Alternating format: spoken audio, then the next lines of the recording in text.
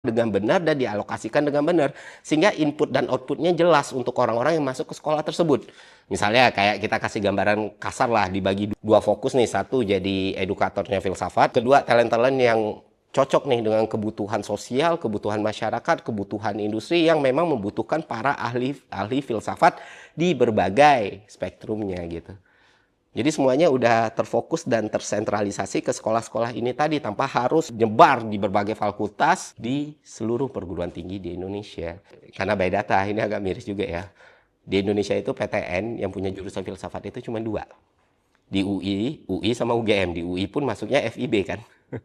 Sisanya itu swasta, sisanya itu filsafat keagamaan. Yang punya filsafat murni itu cuma 9 dan yang dari PTN itu cuma 2. UI dan UGM filsafat murni. Sebenarnya kalau kita lihat bigger picture-nya sekarang di tahun 2025 ini, minat calon mahasiswa ke jurusan filsafat itu rendah gitu. Dan faktor yang menyebabkan rendahnya banyak sekali teman-teman, karena memang selama ini orang-orang tidak terpapar informasi soal jurusan filsafat. Kenapa mereka harus ngambil ilmu formal filsafat sebagai ground ilmunya? Kenapa mereka harus masuk jurusan filsafat?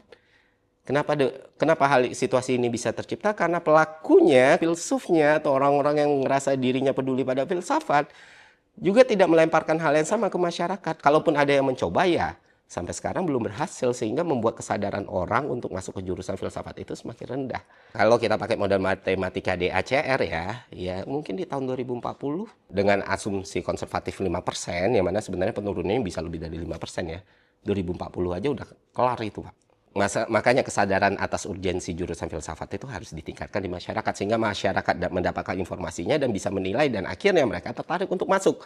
Semakin banyak orang yang masuk ke jurusan filsafat, maka keilmuan ini akan bertahan semakin lama dan mungkin akan semakin relevan gitu. Ketika isu ini mulai gue gulir kan, gue bilang jurusan filsafat harus dihapuskan. Pembelaan yang dilakukan adalah nggak jauh-jauh dari filsafat adalah ibu ilmu pengetahuan, filsafat adalah akar, kontribusi filsafat itu banyak sekali bagi perkembangan zaman sekarang. Sehingga ketika orang ngebaca, yang bakal support ya yang emang belajar filsafat atau jadi mahasiswa filsafat sekarang. Tapi kalau orang awam ngeliat ini, ya terus apa? Gue bakal jadi apa? Apa yang gue bakal dapat?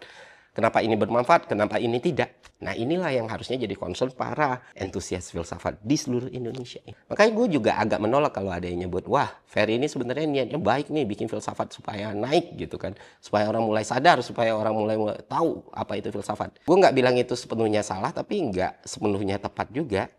Kalau dibilang niat baik, ya belum tentu baik juga. Jangan-jangan gara-gara gue naikin orang makin skeptis, ya kan? Sentimen itu bisa jadi positif ketika kalian merespon dengan benar gitu loh. Dan membuat orang-orang makin tertarik dengan dunia filsafat. Tapi kalau yang kalian lakukan sebaliknya, ya itu bisa benar-benar membunuh loh teman-teman.